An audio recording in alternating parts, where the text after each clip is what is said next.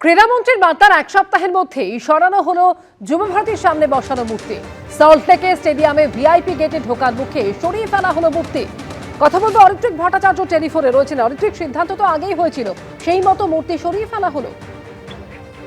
দেখো, সিদ্ধান্তের কথা গত রবিবার এখনকার যে ক্রীড়ামন্ত্রী তিনি কিন্তু এটা জানিয়েছেন, নিশীথ প্রামাণিক। তিনি যেটা সেদিন মোহনবাগান ইস্টবেঙ্গলের ডার্বি ছিল আইএসএল এর, সেই ডার্বি দেখে বেরোনোর পরই তিনি যেটা বলেছিলেন যে এই মূর্তি কদাকার এবং তিনি বিতর্কিত বলে দাবি করেন, এবং এটাও বলেন যে প্রচুর মানুষ এই মূর্তি অপছন্দ করছেন, তাই এটাকে সরিয়ে দেওয়া হবে।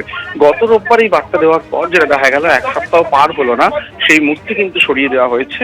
গুরুত্বপূর্ণ যেটা বিষয়, এই মূর্তি একেবারেই কিন্তু প্রাক্তন মুখ্যমন্ত্রী মমতা বন্দ্যোপাধ্যায়ের মস্তিষ্ক প্রসূত। এমনকি এই মূর্তির নিচে লেখা থাকতো concept and design by Mamata Banerjee.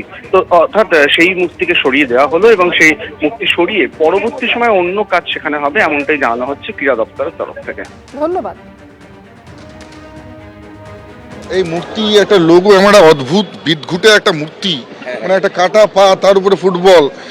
আমার তো মনে হয় এই মূর্তি লাগানোর পর থেকেই এই যে বিগত সরকার, তাদের মানে খারাপ দিন আসা শুরু হয়ে গেছে।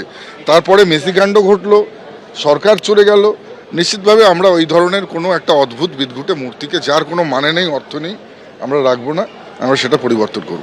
বিজেপি সরকারের নজরে এসআইআর আবহে বিভিন্ন পুরসভা থেকে ইস্যু করা বার্থ সার্টিফিকেট। সূত্রের খবর, এসআইআর এর সময় পুরসভাগুলো যে বার্থ সার্টিফিকেট ইস্যু করেছে তা খতিয়ে দেখতে হবে বলে বিজ্ঞপ্তি জারি করেছে বিজেপি সরকার। দুর্নীতি কারচুপিতে জিরো টলারেন্স নীতি নিয়েছে শুভেন্দু অধিকারী নেতৃত্বাধীন বিজেপির সরকার। বেনিয়ম দেখলেই তড়িঘড়ি অ্যাকশনে নামছে পুলিশ প্রশাসন। কাটমানি, তোলাবাজি, বেআইনি নির্মাণের পর এবার স্ক্যানারে এসআইআর আবহে বিভিন্ন পুরসভা থেকে ইস্যু করা বার্থ সার্টিফিকেট বা জন্ম শংসাপত্র।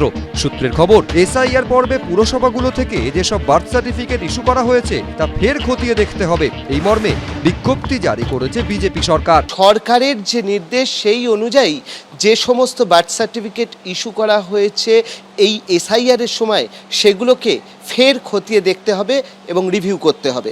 এখন যদি হঠাৎ মনে হয় যে রিভিউ হোক, এই বিরোধী দলনেতা আরটিআই করেছিলেন, আমি কলকাতা পুরসভার হাউসে দাঁড়িয়ে রেকর্ডে জবাব দিয়েছিলাম, নাম্বার বলেছিলাম।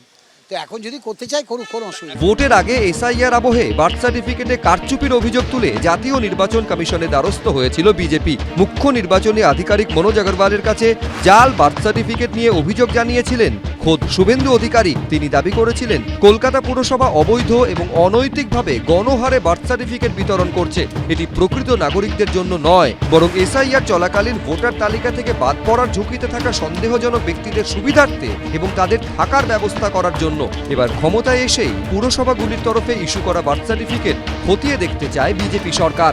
হঠাৎ দেখা যাচ্ছে অনেকজন বাড়িতেই জন্ম নিয়েছে, ওই সংখ্যাটা অনেক বড়। এটা হতে পারে না, এবং এর জন্যে এটা রিভিউ নিয়ে যে কারা কারা বাড়িতে জন্ম নিয়েছে, কি ঢপে এটা হয়েছে, এটা হওয়া উচিত। এই যে এসআইআর এর নাম করে কতজনকে জন্ম করিয়েছে, এটা রিভিউ হওয়া দরকার। বৃহস্পতিবার স্বাস্থ্য দপ্তরের আধিকারিকদের সঙ্গে বৈঠক করেন কলকাতা পুরসভার কমিশনার স্মিতা পান্ডে। সূত্রের খবর, কিভাবে বার্থ সার্টিফিকেটগুলি যাচাই করা হবে তা নিয়েই আলোচনা হয় বৈঠকে। অর্ণব মুখোপাধ্যায়, ব্রতদীপ ভট্টাচার্য, এবিপি আনন্দ। বিজেপি সরকারের নজরে এসআইআর আবহে বিভিন্ন পুরসভা থেকে ইস্যু করা বার্থ সার্টিফিকেট। সূত্রের খবর, এসআইআর এর সময় পুরসভাগুলো যে বার্থ সার্টিফিকেট ইস্যু করেছে তা খতিয়ে দেখতে হবে বলে বিজ্ঞপ্তি জারি করেছে বিজেপি সরকার।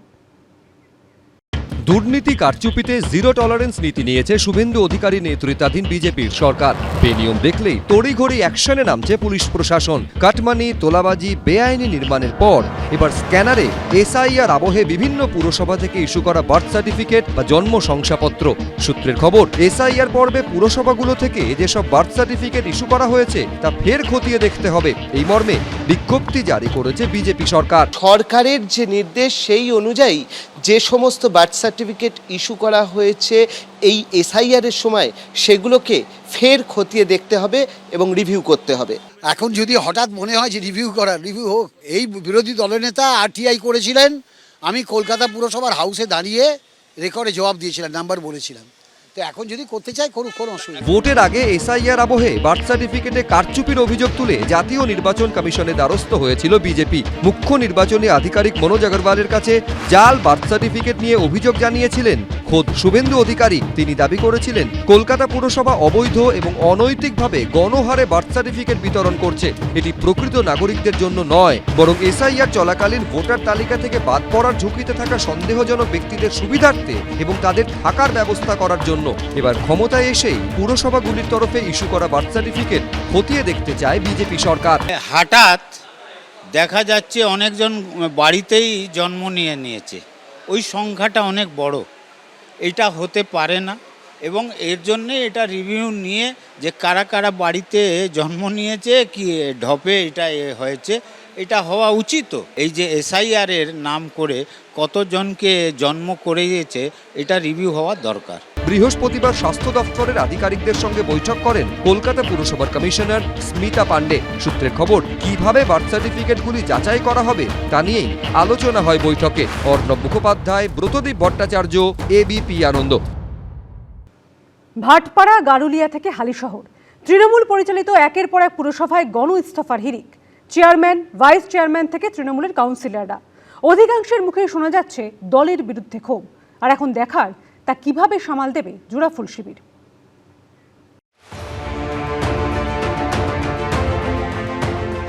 বিধানসভায় বিপর্যয়, আর তার রেশ কি পড়তে চলেছে পুরসভাগুলিতেও?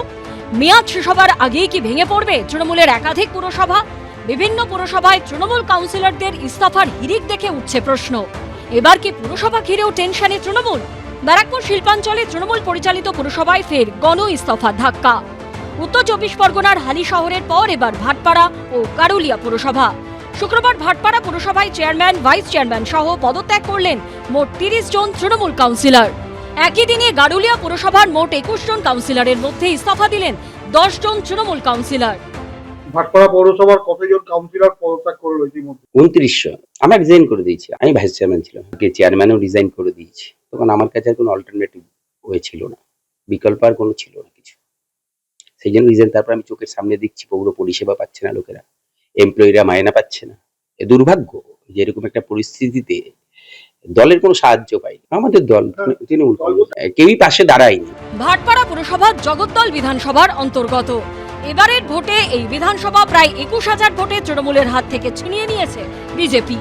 30 জন কাউন্সিলর অলরেডি রিজাইন করে দিয়েছে, বাকিরাও ইনক্লুডিং চেয়ারম্যানও রিজাইন করে দিয়েছে। 4 তারিখের পরে যখন রেজাল্ট এসছে তারপর থেকে কোনো কাজ হচ্ছে না।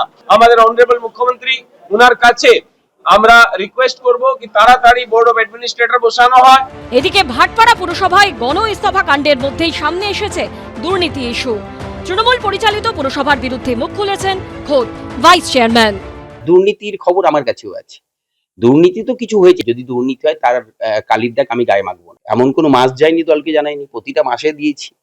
দুর্ভাগ্য দল সিদ্ধান্ত নিতে দেরি করেছে, সিদ্ধান্তহীনতায় ভুগিয়েছে। নোয়াপাড়া বিধানসভার অন্তর্গত গারুলিয়া পুরসভাতেও তৃণমূলে ভাঙনের একই ছবি। 21 জন কাউন্সিলরের মধ্যে একদিনে 10 জন তৃণমূল কাউন্সিলর ইস্তফা দিয়ে দিয়েছেন, যার মধ্যে রয়েছেন গারুলিয়া পুরসভার ভাইস চেয়ারম্যানও। 21টা ওয়ার্ড আজকে আমাদের রিজাইন করলো হচ্ছে 9 জন। তার মধ্যে প্রথমে হচ্ছে ভাইস চেয়ারম্যান আছে, আমি সহ, আর যে 6-7 জন আছে তারা আমরা সোমবারে। এখানে আমাদের পক্ষে ভোট চালানো অসম্ভব হচ্ছে। পৌরসভার জন্য সাংবিধানিক সমস্যা দেখা গেছে। একটা অ্যাডমিনিস্ট্রেটর বসিয়ে যারা অভিজ্ঞ লোক আছেন, সরকার যেটা ঠিক করবে বা সরকার যেটাই ঠিক করুক সেটা আমাদের কোনো অসুবিধা নেই। গত বুধবারই সামনে এসেছে তৃণমূল পরিচালিত হুগলির বাঁশবেড়িয়া পুরসভার সংকট। পুরমন্ত্রী অগ্নিমিত্রা পালের সঙ্গে দেখা করেছেন চেয়ারম্যান। নানারকম মানে হয়ে রয়েছে, দুর্নীতি হয়ে রয়েছে, আর্থিক অসঙ্গতি রয়েছে। ঠিক টাইমে যেগুলো করার কথা সেগুলো ঠিক টাইমে হয়নি, এই আর কি। তো আমরা একটা এনকোয়ারি করব, আমরা অডিট করাবো, সেখান থেকে পরিষ্কার হবে কি আছে না আছে। কোনো জায়গাতে পদত্যাগ করেছে, বেশিরভাগ জায়গাতে পদত্যাগ করেনি, কিন্তু তারা আসছেন না। ডিসিশন মেকিং এ যদি লোক না থাকে তাহলে তো পরিষেবা দাঁড়িয়ে যাচ্ছে, পরিষেবা তো দাঁড়াতে পারে না। তাই জন্যই আজকে প্রশাসক বসানো হচ্ছে। যেখানে আমরা দেখবো যে অসুবিধা রয়েছে আমরা প্রশাসক বসাবো। অর্থাৎ দিকে দিকে তৃণমূল পরিচালিত পুরসভাগুলি থেকে সামনে আসছে ভাঙনের ছবি। এবারও কি ফাঁস হবে দুর্নীতিও? সমীরণ পাল ও অনির্বাণ বিশ্বাসের রিপোর্ট, এবিপি আনন্দ। এবিপি আনন্দ, এগিয়ে থাকে, এগিয়ে রাখে।